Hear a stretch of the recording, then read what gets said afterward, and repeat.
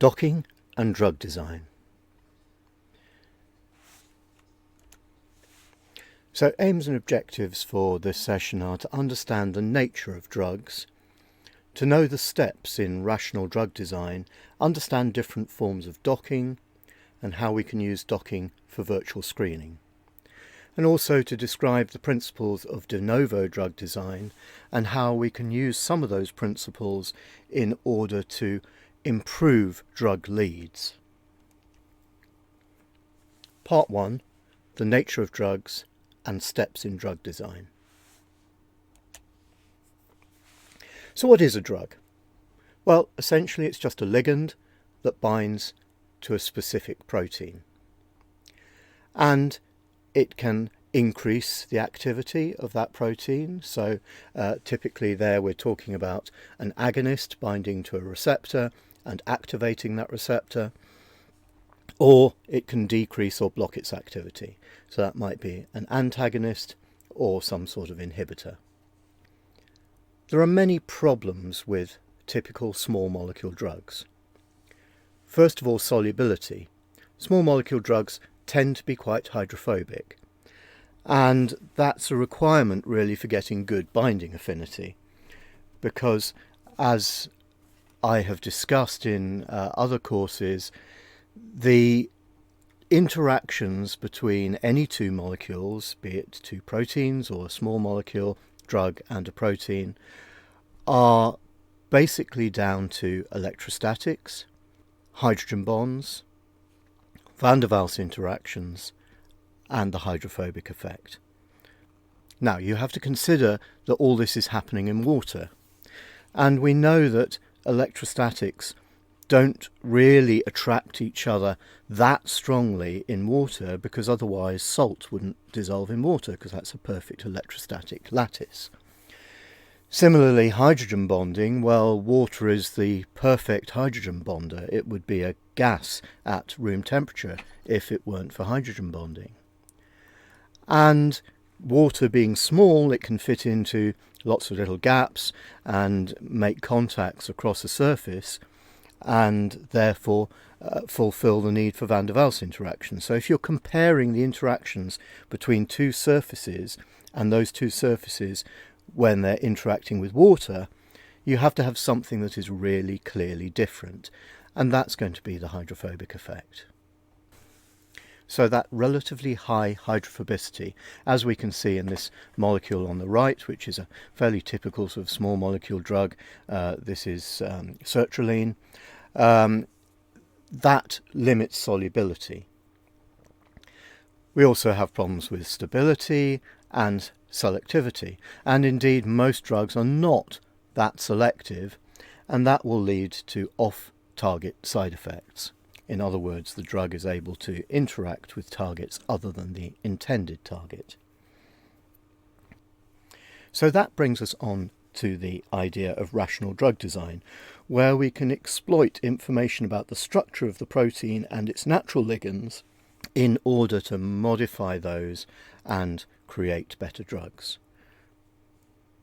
We can also use protein structure for things like virtual screening, and again that allows us to identify lead molecules that we could modify to make them into better drugs, which essentially is going to be a process of increasing the affinity and the specificity, and also improving the drug likeness of the compound.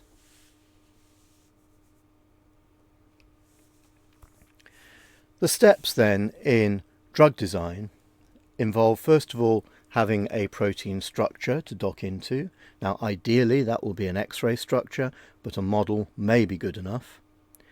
We then need to define a pocket into which the drug will bind, and this is a characteristic of small molecule drugs. Because they're small, to get sufficient affinity and specificity they need to make as many interactions as possible, and they're going to do that by binding into a pocket rather than binding somewhere just on the surface.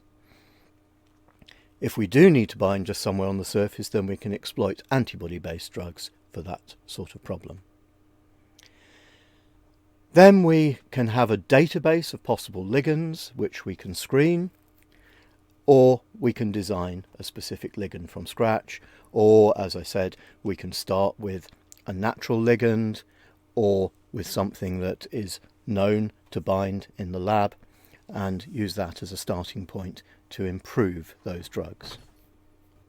We then need to dock the ligand into the pocket, and typically when we do this we generate thousands of possible docked conformations, so somehow we need to sort those and choose the most likely ones.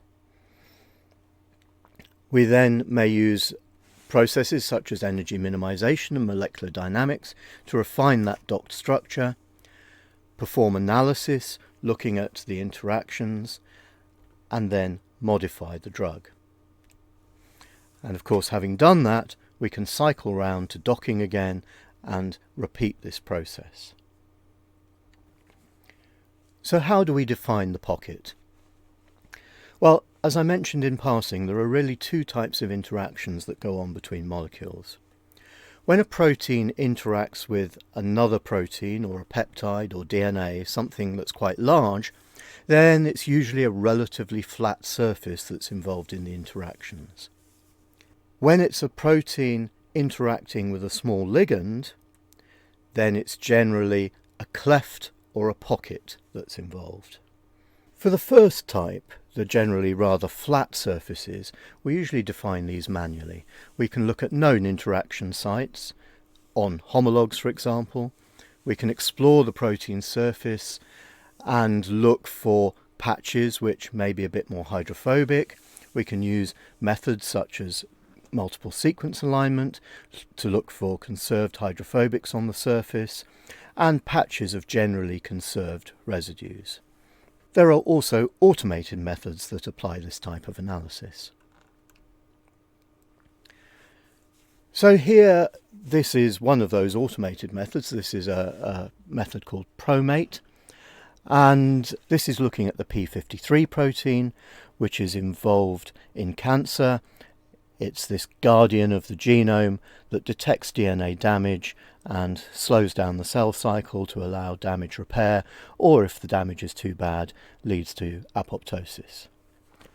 So the p53 protein is shown in space filling, and the red area is the predicted interaction region. And that actually corresponds very well to a known binding site for the protein ASPP2, which is shown in yellow.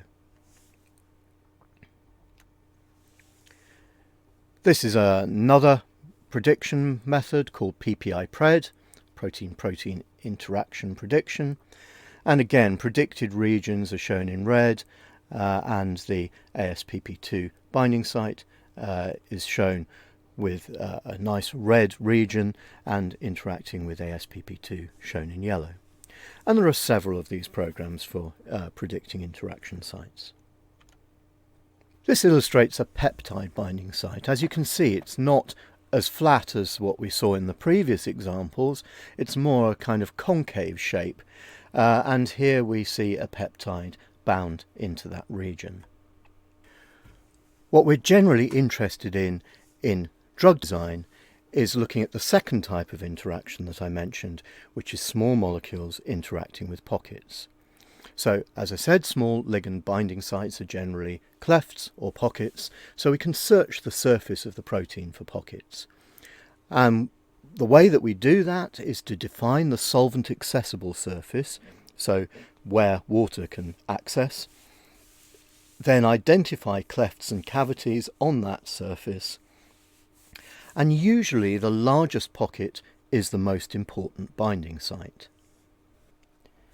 Now, back in 1996, Roman Laskovsky, working with Nick Luscombe and Janet Thornton at UCL, analysed a set of structures of enzymes and looked to see the sizes of the pockets on the surface.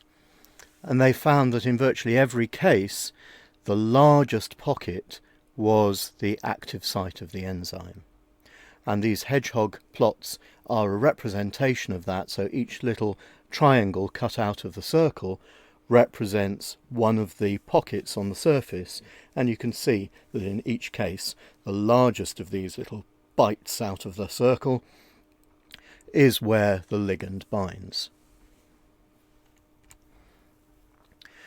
So there are many programs for doing this sort of thing, including Pocket Finder and SurfNet. SurfNet was the one that was used in doing that analysis I just showed you. And these find potential binding sites based purely on geometry. On the other hand, there are programs like QSite Finder, Grid and XSite, which also take into account favourable interaction energy with a probe group. So many of these are available online freely, some of them are commercial, but you can see the sorts of things that can be done here, that we're finding a pocket and this pocket matches where at least part of this ligand fits. Here we've taken the same protein, but we've contoured the pocket in a somewhat more restrictive manner, so that you can see that actually when that's done, the mesh that shows this level of interactions within the pocket fits very nicely with this molecule that's sitting in it. So we're going to stop at that point, and in part 2 we're going to look at virtual docking.